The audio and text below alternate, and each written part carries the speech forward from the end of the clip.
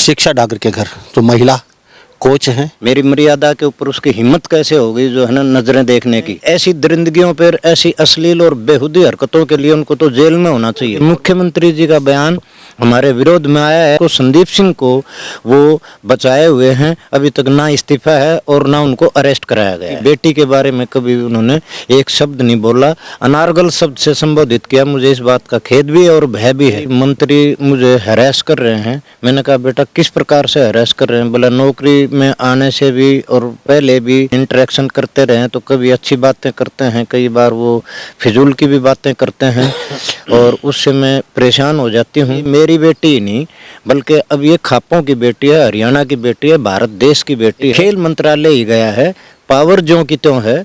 और जब उनके पास जब वो मंत्री हैं तो पावर तो वहीं घूम रही है। आपके पास तो ना मान मर्यादा है, ना आपके पास सम्मान है। आप तो दरिंदगी करते फिरते हैं मंत्री होकर।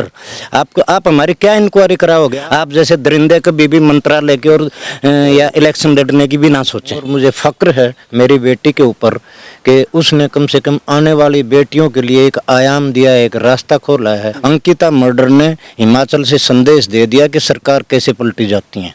और हमारे यहाँ तो हरियाणा में तो खाप को सर्वोच्च माना जाता है।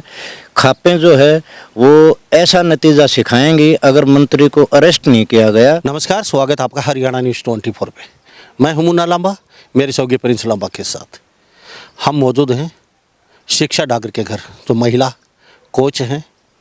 काफ़ी मुद्दा पूरे भारत में चला हुआ है और आज उसके घर पे हैं मेरे साथ डॉक्टर हरपाल डागर मेरे साथ उपस्थित है खास बातचीत में। उनके पिताजी हैं, उनके चाचा ताऊ मेरे साथ उपस्थित है। तस्वीर देख लीजिए। इनसे बातचीत में इन्होंने बताया कि सरकार से हमारी कोई लड़ाई नहीं है, हमारी लड़ाई किसी व्यक्ति विशेष से है। हमारी लड़की के साथ इस तरीके से जो किया, इन्होंने कहा कि एक गरीब व्यक्ति के पास, गांव के लोगों के पास एक धरोहर इज्जत ही होती है और उस पर आँच आ जाए तो फिर उसका रह क्या जाता है। और इन्होंने कहा कि विशेष व्यक्ति से लड़ाई है, सरकार से हमारी कोई लड़ाई नहीं है। अब इनको चिंता सता रही है कि हमारी बच्ची के साथ, हमारी बेटी के साथ कोई अनहोनी ना हो जाए। तो हरपाल जो मेरे साथ डागर हैं, ये इनकी बेटी हैं। तो चिंता स्वाभाविक है क्योंकि इतना बड़ा मुद्दा है और देश में बड़े बड़े कांड हो जाते हैं तो अक्सर माँ बाप को घर से बाहर जाते बच्चों की चिंता सबको सताती है। चिंता किस चीज़ को लेकर सर? चिंता वैसे तो हमें कोई नहीं है, लेकिन सुरक्षा की चिंता तो स्वाभाविक है क्योंकि अनेकों केस विगत में देश में हुए हैं। बड़ी बड़ी सरकारों को चैलेंज किया गया है, बड़े बड़े अधिकारियों को चैलेंज किया गया है, परंतु बहुत सारी बच्चियां असुरक्षित न जाने कौन सी दुनिया में भेज दी गई हैं। तो इस प्रकार से मुख्य मुद्दा यही है कि भाई सरकार से टक्कर तो बहुत कठिन होती है क्योंकि मंत्री हैं संदीप सिंह, हमारे उन व्यक्ति विशेष। आपने ये कहा सरकार से टक्कर, लेकिन आपने कहा सरकार से हमारी कोई टक्कर नहीं है, सरकार से हमारी कोई दुश्मनी नहीं है, हमारी तो व्यक्ति विशेष से दुश्मनी। तो सरकार का कोई मैटर नहीं रहता। जी, सरकार का मेरा कहने का तात्पर्य केवल ये है कि भाई संदीप सिंह जी सरकार में एक अहम मंत्री हैं और उनके पक्ष में हमारे मुख्यमंत्री जी ने भी हमें अनारगल शब्द से संबोधित हमारी बेटी के बयानों को किया है। उन्होंने ना मेरी बेटी से कोई पूछताछ की है, ना परिवारजनों से कोई पूछताछ की है और अपने मंत्री को वो बचाने का उन्होंने अपनी पहली टिप्पणी अपने मंत्री के पर्याय में दी है, उनकी सुरक्षा में दी है, जबकि बेटी के बारे में कभी उन्होंने एक शब्द नहीं बोला, अनारगल शब्द से संबोधित किया। मुझे इस बात का खेद भी है और भय भी है। मैं इसलिए सरकार बोल रहा हूँ क्योंकि मुख्यमंत्री जी का बयान हमारे विरोध में आया है और मुख्यमंत्री जी मंत्री विशेष को, व्यक्ति विशेष को, संदीप सिंह को वो बचाए हुए हैं। अभी तक ना इस्तीफा है और ना उनको अरेस्ट कराया गया है। इसलिए मैं सरकार शब्द से संबोधित कर रहा हूँ। बाकी मेरी हरियाणा सरकार से कोई विसंगति मेरे दिमाग में नहीं है, ना मेरी कोई नाराज़गी है। उनके पिताजी हैं, कहते हैं कि प्रदेश के मुख्यमंत्री मनोहर लाल जी और हम सरकार की बातचीत करें, बीजेपी सरकार सत्ता में आई थी, बेटी बचाएंगे बेटी पढ़ाएंगे काफ़ी एक नारा दिया था, और नारा काफ़ी प्रचलित हुआ था, हर व्यक्ति ने वो नारा फॉलो भी किया था। लेकिन आज खुद के मंत्री ही कटघरे में हैं, तो फिर इसका क्या हम अंदाज़ा लगा सकते हैं, क्या सोच सकते हैं। प्रदेश के मुख्यमंत्री ने कहा अनगढ़ बातें, तो इनके पिताजी ने कहा कि बड़ी ठेस लगी, बड़ा दुख हुआ और बड़ा दर्द हुआ, अंदर तक बड़ी पीड़ा हुई। एक तरफ तो सरकार कहती है बेटी बचाएंगे बेटी पढ़ाएंगे बेटी को खिलाएंगे, दूसरी तरफ प्रदेश के मुख्यमंत्री इनके पिताजी कहते हैं कि हमारे पक्ष में ना बोलते हुए, बेटी के पक्ष में ना बोलते हुए, एक खिलाड़ी के पक्ष में ना बोलते हुए, और वो भी एक नेशनल खिलाड़ी के पक्ष में, जो कि आज इतनी हिम्मत दिखाई है, पब्लिक के सामने खड़ी हुई है अपना एक जोश के साथ। तो कहीं ना कहीं इनका अंदेशा है कि वो मंत्री जी को बचा रहे हैं, संदीप को, किसी विशेष व्यक्ति को। इतना जोश क्या खिला पिला के आपने बड़ा किया, ना डरती हैं ना झुकती हैं ना रुकती हैं, और ना एकदम एक ठोस एक चट्टान की तरह खड़ी है। सर सौभाग्यवश हमारे संस्कार हैं सच्चाई के साथ लड़ना, और सौभाग्यवश उसके जितने भी अध्यापक या उनके जो कोचेज वगैरह हुए हैं, स्कूल लेवल से लेके कॉलेज लेवल से लेके यूनिवर्सिटी लेवल से लेके और इंटरनेशनल लेवल तक यूरी जैसे उनको कोच मिले हैं, जिन्होंने उनको मोरल एजुकेशन दी है। गांव की ड्रेन के किनारे जिस बच्चे ने प्रैक्टिस की हो, जिस बच्चे ने खेत में दौड़ और लॉन्ग जंप की प्रैक्टिस की हो, जिस बच्चे ने झाड़ फूस में अपनी प्रैक्टिस की हो, कांटों में प्रैक्टिस की हो, वो बेटी मेरे ख्याल से मजबूती से जो है ना आगे बढ़ेगी। और निर्धन लोग ही अपनी कठोरता के साथ भौतिक अपने शरीर से कार्य करके मजबूती एक तो वो भी होती है, और वो धीरे धीरे मानसिक रूप से भी वो स्ट्रॉन्ग होते जाते हैं, आगे बढ़ते हैं। सर आप पूरे गांव के बैठे हैं मेरे साथ लोग यहाँ पे, और खापे भी कहीं ना कहीं इनके पक्ष में आई हैं। हरियाणा के जितने भी खापे हैं सारी पक्ष में हैं इनके, कि भी बेटी को न्याय मिलना चाहिए। तो एक बात जानना चाहूँगा, अनिल विज जी के पास गए आप, और वो कहते हैं हरियाणा के बड़े गब्बर सिंह और ऑन द स्पॉट फैसला करते हैं, तो कहाँ आप गब्बर सिंह के पास गए, वहाँ न्याय मिलने की कुछ उम्मीद है आपको, मिलेगी या नहीं मिलेगी? सर बेसिकली तो ये सारा जिम्मा अब हमारी सर्व खापन और हमारी 12 की जो धनखड़ खाप है उसमें हमारा गांव लगता है। मेरा ये सारा जिम्मा खापों ने ले लिया है, डागर खाप ने ले लिया है। वो चिंता तो अब मेरी दूर हो गई है, और मैं मानसिक रूप से कुछ मुझे शांति प्रदान होने लगी है। कल हम विज साहब से हमारी 12 की पंचायत मिली थी, गाँव की पंचायत भी उसमें सम्मिलित थी, और विज साहब ने जो आश्वासन दिया है हमें, उससे मैं तो आश्वस्त हूँ। उन्होंने कहा है कि भाई आपकी बेटी की सुरक्षा मैंने प्रदान कर दी है, आपकी बेटी सुरक्षित रहेगी, और निश्चित रूप से 100% आपको हमारी सरकार है, हम न्याय देंगे। तो उससे हमारी पंचायत को भी और हमें भी हम आशावान हुए हैं, और उनका जो व्यवहार उनसे मिलने के बाद में हुआ है वो बड़ा सौहार्दपूर्ण था। तो सर आप भी बेटी के साथ प्रैक्टिस की है, दौड़ धूप की है आपने भी, और यहाँ तक पहुँचाया है शिखर पे, तो कभी इस दरमियान बेटी की आपसे कभी बातचीत हुई, कभी बेटी ने आपके सामने कहा कि मेरे साथ ऐसी बातें हो रही हैं या हरासमेंट किया जा रहा है मुझे सेक्सुअली, तो इस तरीके से कभी आप? बेटी ने मेरे को सिंपल छोटी छोटी बातों के लिए इशारा किया था कि भाई मंत्री मुझे हैरेस कर रहे हैं। मैंने कहा बेटा किस प्रकार से हैरेस कर रहे हैं? बोला नौकरी में आने से भी और पहले भी जब वो मिलते रहे, इंटरेक्शन करते रहे, तो कभी अच्छी बातें करते हैं, कई बार वो फिजूल की भी बातें करते हैं, और उससे मैं परेशान हो जाती हूँ। तो इस परेशानी के एवज में मैंने बेटी को सुझाव दिया था कि बेटा आदमी आदमी को खा नहीं सकता, आप मुख्यमंत्री जी से मिलें, अगर उनसे मौका नहीं मिलता है तो आप विज साहब से, होम मिनिस्टर से मिलें, और डिप्टी सीएम से मिलें। डिप्टी सीएम से मिली थी, डिप्टी सीएम का खुद का बयान आया था मेरे से 5-6 महीने पहले हमारे पास आई थी, तो वो हमने डिमांड पूरी की थी। उसके बाद 214 ने कहा हमारे पास कभी आई नहीं वो बच्ची, तो फिर हमारा कोई उनका तो कॉन्टैक्ट नहीं हुआ। तो क्या दुष्यंत चौटाला से आप संतुष्ट उस समय जो मांग लेके गई थी वो उस समय? जहाँ तक मेरा ख्याल है उसने खुल के इस बात को बोला नहीं।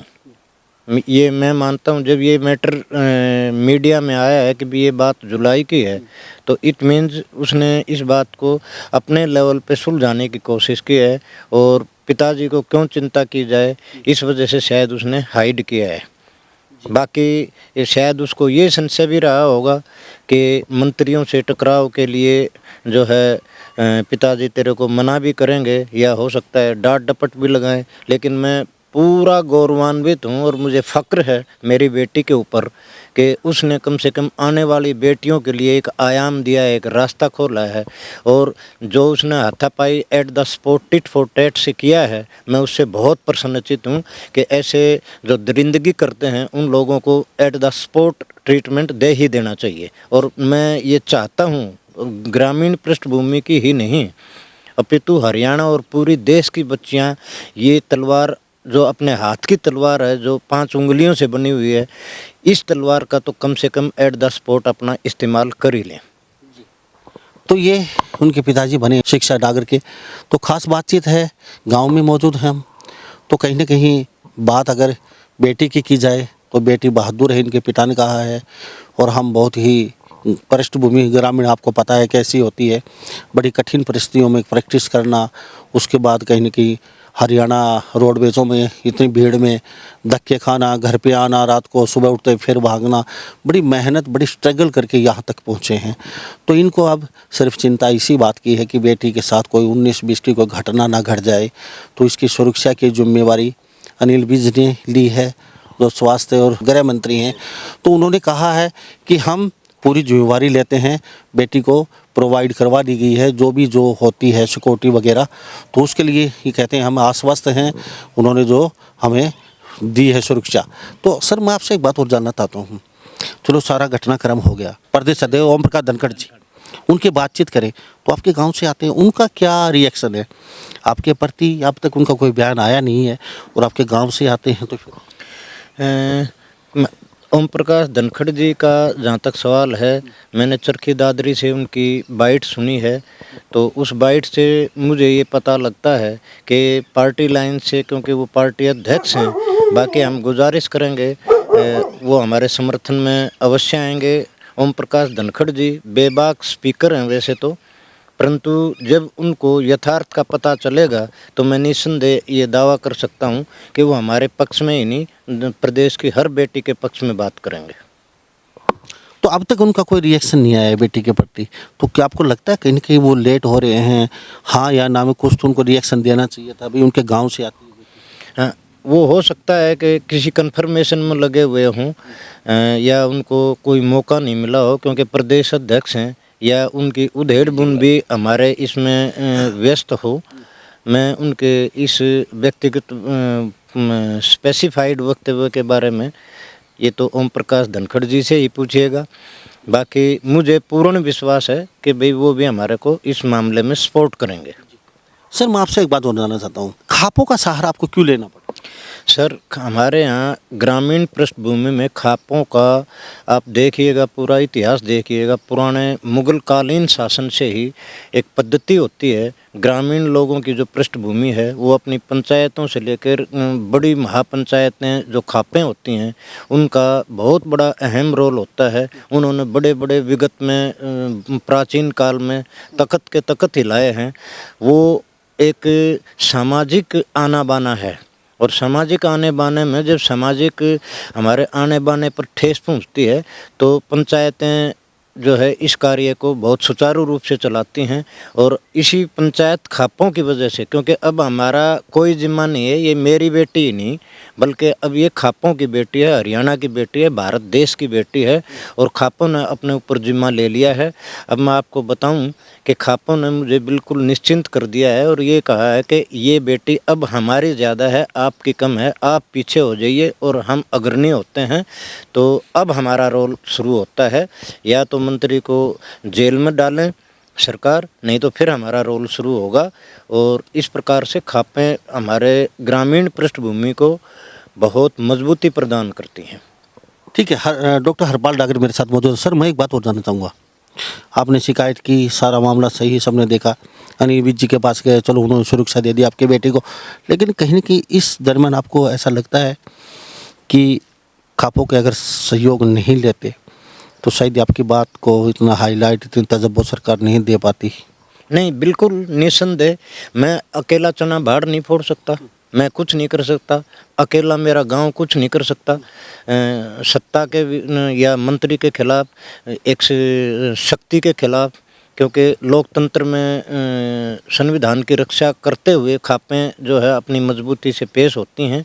और खाप जो है हमारे ग्रामीण लोगों के लिए, अधिकारियों से हमारी कोई मुलाकात नहीं होती, अधिकारियों से हमारा परिचय नहीं होता। अधिकारी कई बार और अनेकों बार हमारी बात सुने ना सुने, अनसुनी कर दें।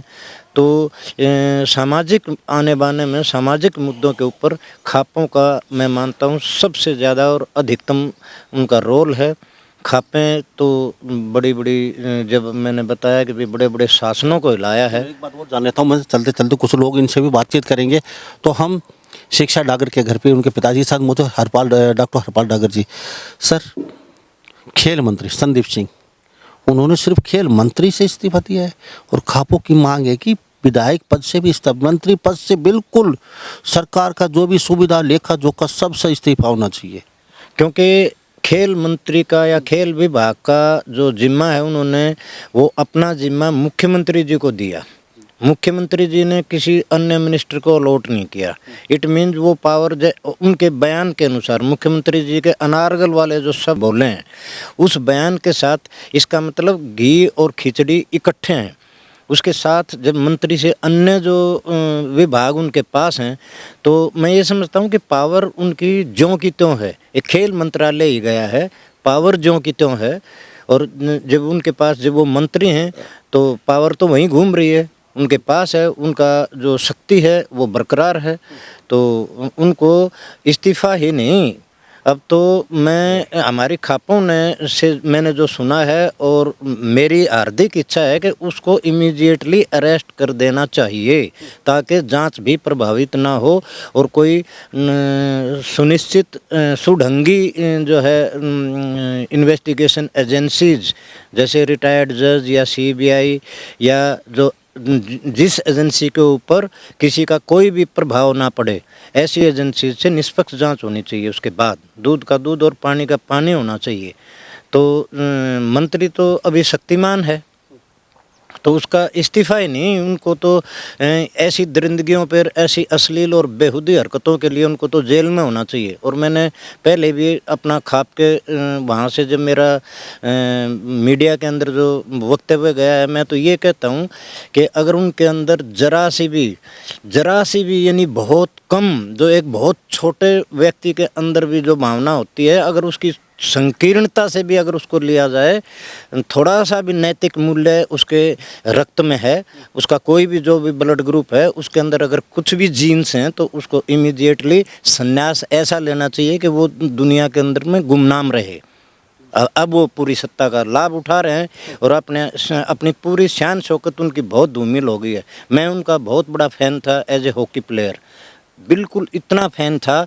उसके बदले में जो आज उसने मुझे दुख दिया है, मेरी मर्यादा के ऊपर उसकी हिम्मत कैसे हो गई जो है ना नज़रें देखने की, उस व्यक्ति को तो बिल्कुल इतना गुमनाम हो जाना चाहिए कि कभी भी सामान्य समाज में या सिविलाइजेशन के अंदर अपनी शक्ल सूरत नहीं दिखानी चाहिए, अगर उसके अंदर थोड़ा सा नैतिक बल है तो।